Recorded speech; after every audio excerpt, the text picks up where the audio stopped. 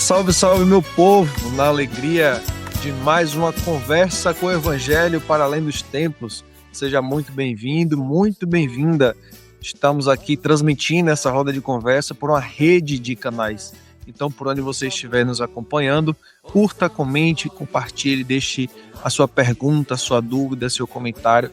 Mande também para aquele amigo, aquela amiga, aquele familiar, para que a nossa conversa, a nossa roda de conversa chegue cada vez a mais pessoas. É sempre uma alegria partilharmos experiências, conhecimento, que leva também à reflexão do Evangelho de cada semana, a cada lar. Por isso, vem com a gente. Vamos esperançar de cada canto do planeta de mãos dadas, celebrando o Evangelho para além dos templos. Este é um movimento onde a fé transcende fronteiras e o amor nos conecta. É o Evangelho além dos templos, que quebra barreiras e nos mantém interligados. Ouça a boa nova. Deixe-a preencher sua alma, deixe-a inspirar seu caminhar. Somos um na fé, um no amor, como uma roda de samba, cada um com seu instrumento, mas tocando em harmonia.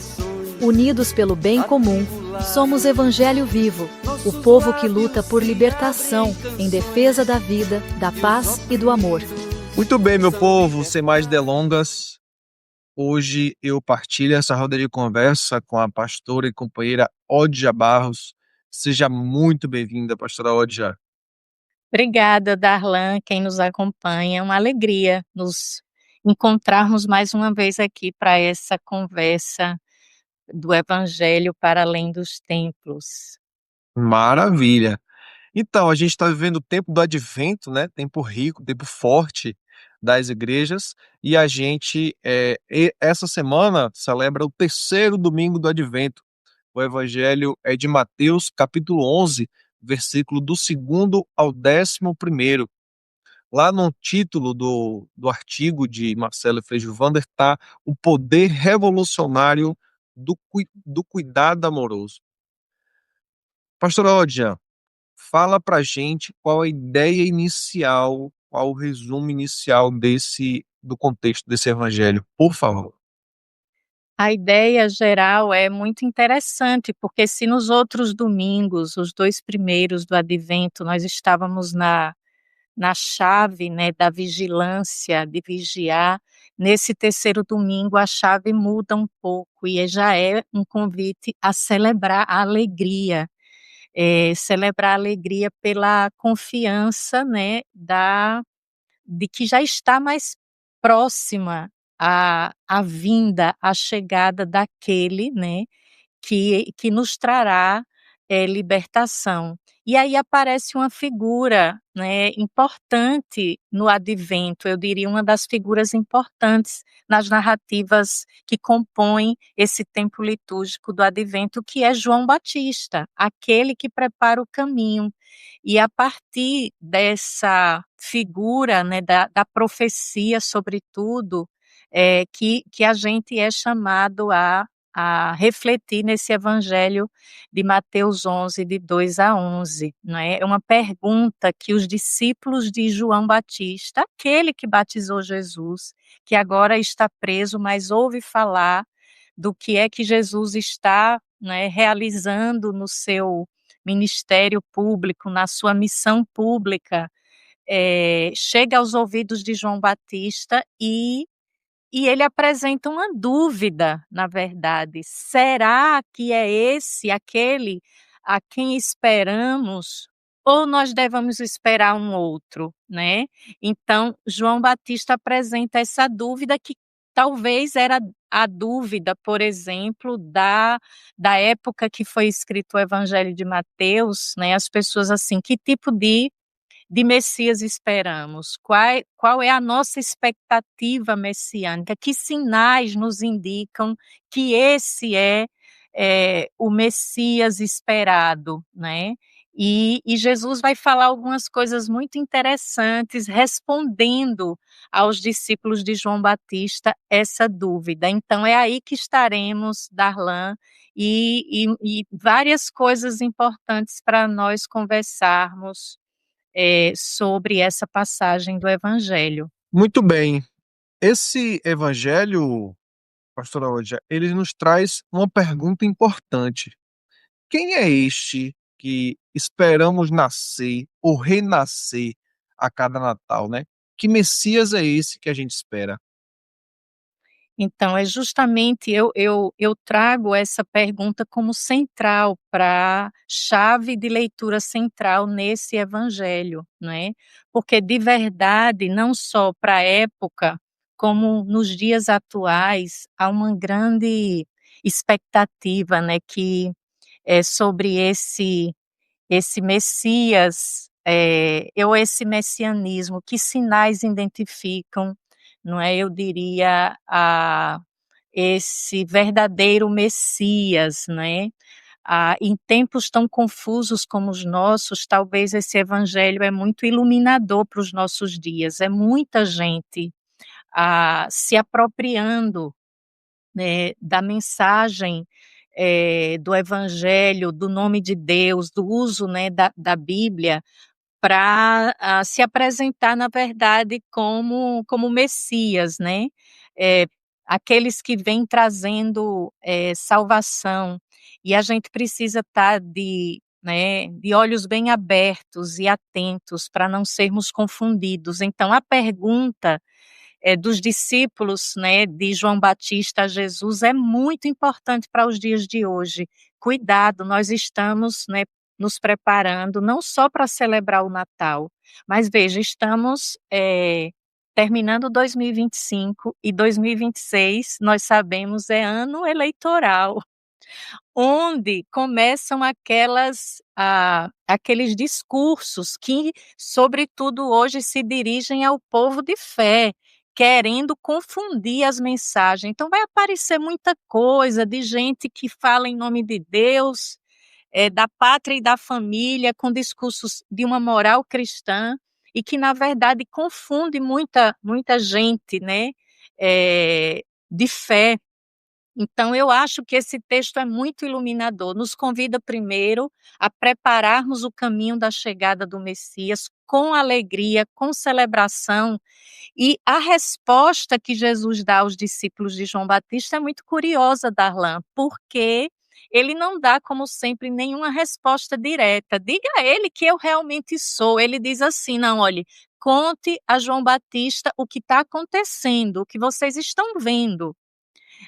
E aí ele começa a mostrar justamente esse poder, né, que está dando, até o título da nossa reflexão de hoje, esse poder revolucionário do cuidado amoroso, porque ele diz: "Olhe, conte para João Batista o que é que está com as obras, os sinais do meu messianismo".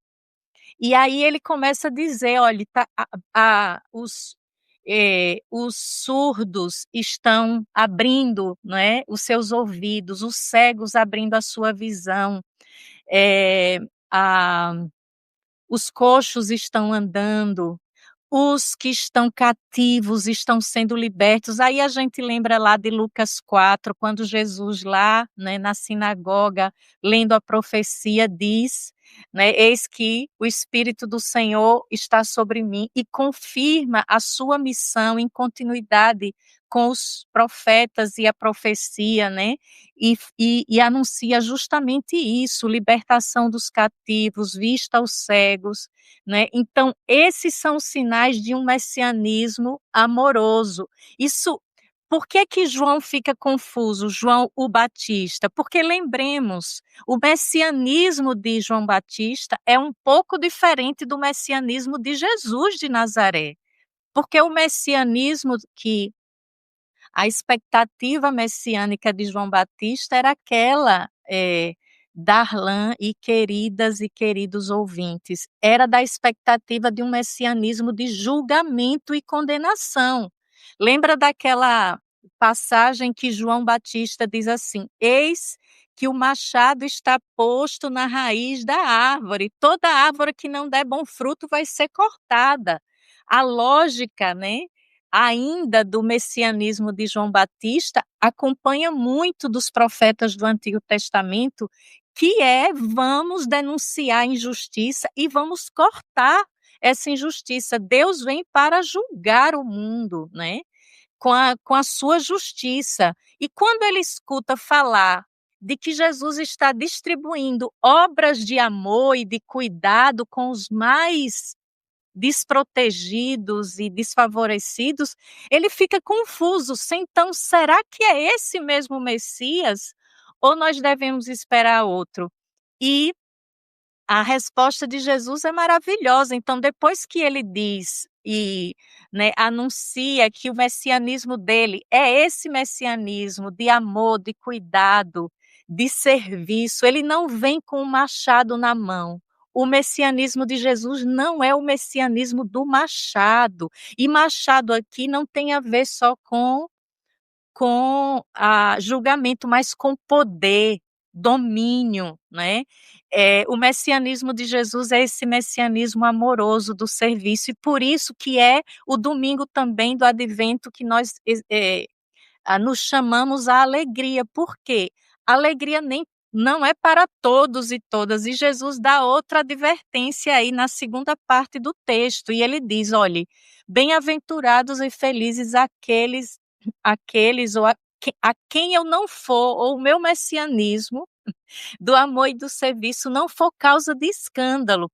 A gente tem que entender porque Jesus disse isso. A alegria desse messianismo não alegra todo mundo. Aqueles que apostam no messianismo do machado, da condenação ou do poder que o Messias viria para tomar o poder e assumir o poder, não é? E destruir seus inimigos, esses não se agradam e até se escandalizam, lembrando que a palavra escândalo quer dizer tropeço, né? Então, felizes aqueles que não encontram no meu messianismo amoroso e cuidadoso uma causa de tropeço. E aí, Darlan, por que é tão importante esse evangelho para esse terceiro domingo do nosso advento? Justamente para nos lembrar isso. Cuidemos, porque o messianismo de Jesus, esse messianismo de amor e de cuidado, de libertação, ele não é causa de alegria para todos, sobretudo para os poderes que querem dominar e continuar produzindo, na verdade, cegueira, surdez, de quem ouve e não entende, de quem deixa as pessoas no lugar onde elas estão, com os seus sofrimentos, para se apresentar como salvadores dessas pessoas, dominando e controlando. Então Jesus não, Jesus vem para libertá-las, e realmente quem se alegra com esse messianismo são esses que esperam esse messianismo do amor, do serviço que vem de baixo, né? O Messias que vem não com o machado na mão, né? Não com o machado na mão, mas com uma pá, né? Onde ele recolhe amorosamente, sobretudo aqueles que são vítimas desses poderes dominadores. Então, a mensagem desse domingo justamente nos alenta, nos esperança, porque é alegria, ele vem, é ele que vem, não temos que esperar outro, ele já veio e continuará vindo. Nós vamos celebrar no Natal agora o nascimento desse Messias amoroso, que vem curar nossas feridas, que vem cuidar da gente e que vem nos libertar, não nos aprisionar no domínio, né? Não vem com o machado na mão, vem com amor, com cuidado e com libertação. Mas para muitos, esse não é o Messias que se esperava. Se esperava um Messias que se rendesse aos poderes e que desse a alguns o lugar de privilégio e de poder que muitos desejavam. Assim também será nos nossos dias. Então eu diria, Darlan, que nesse terceiro domingo do Advento, o convite é sentirmos a alegria e a esperança de sermos visitados a cada época dessa pela memória de um messianismo cheio de amor e misericórdia, né? O messianismo que não vem com um machado na mão para julgar, para cortar, para queimar, mas é um um messianismo amoroso que vem para cuidar, para trazer vista aos cegos, que vem para nos libertar das nossas feridas e dores. E eu acho que, terminando esse ano, é uma mensagem bem esperançadora, mas que também nos chama a fazer uma espera atenta. E quem tentasse utilizar do nome de Jesus como Messias para controlar, né, para acumular poderes e dominar o povo, ocupando tronos desse mundo, como um sinal de poder, desconfiemos.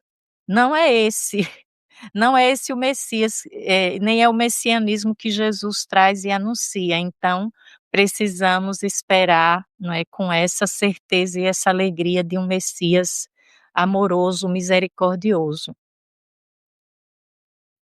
Que bonito. Eu queria, eu iria voltar um pouquinho para a gente falar sobre esse Jesus que vem, né? Quando João Batista pergunta: És tu que deve vir ou temos que esperar outro? Porque nesse tempo de Natal, nesse tempo de Advento, a gente fala muito desse Jesus que vem, da espera, né? Da alegria da espera. Então, tem uma série de conjecturas que se faz a partir da vinda de Cristo. Semana passada a gente falava de como se preparar para essa vinda.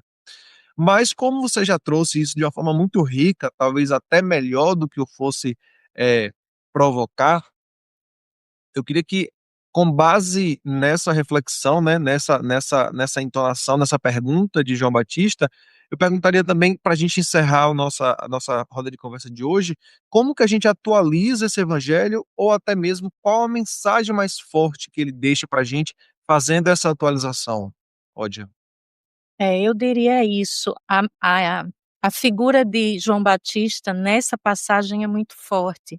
E talvez ela nos indique a maneira de esperarmos essas muitas vindas de Jesus, porque Jesus está sempre vindo, né? E, e resgata-se muito essa imagem da profecia em João Batista. Veja, e tem uma parte que é muito interessante, porque Jesus é provocativo quando ele diz assim: o que é que vocês esperavam vindo ao deserto ver? Um homem ricamente vestido? Mas os que se vestem ricamente estão em palácios de reis. Então saíram para ver o quê? Um profeta? Sim, eu lhes digo. É muito mais do que um profeta, João Batista.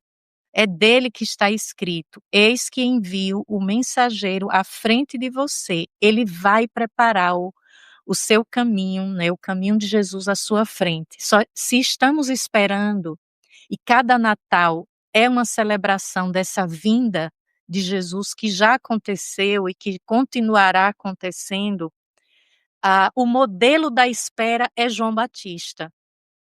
E aí o símbolo forte que inclusive vai aparecer relacionado a Elias, o profeta Elias, essa profecia que não está no palácio, conectada aos poderes do palácio, que não está se trajando de roupas.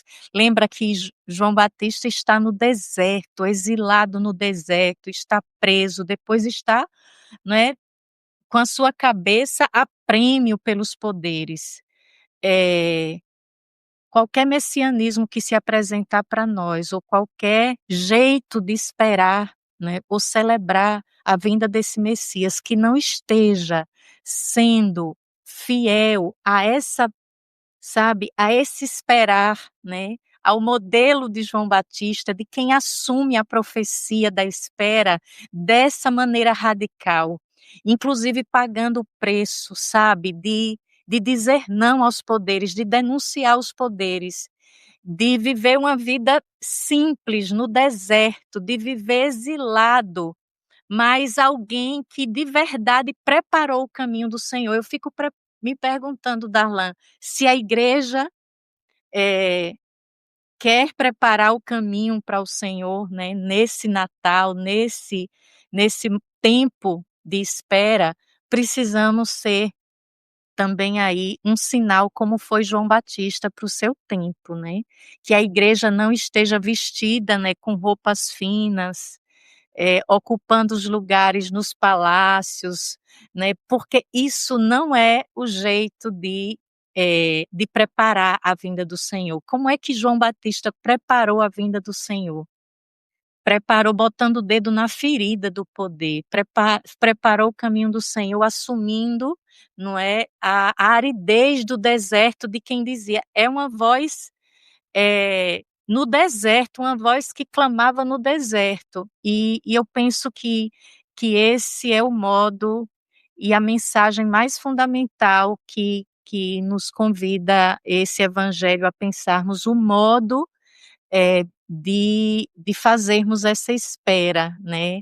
Esperarmos como esperou João Batista. Muito bem, meu povo.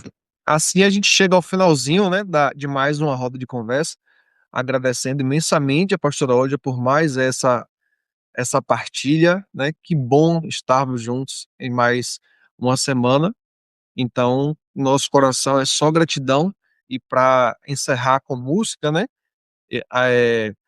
A gente vai ouvir Ó Vem Senhor, do companheiro Zé Vicente.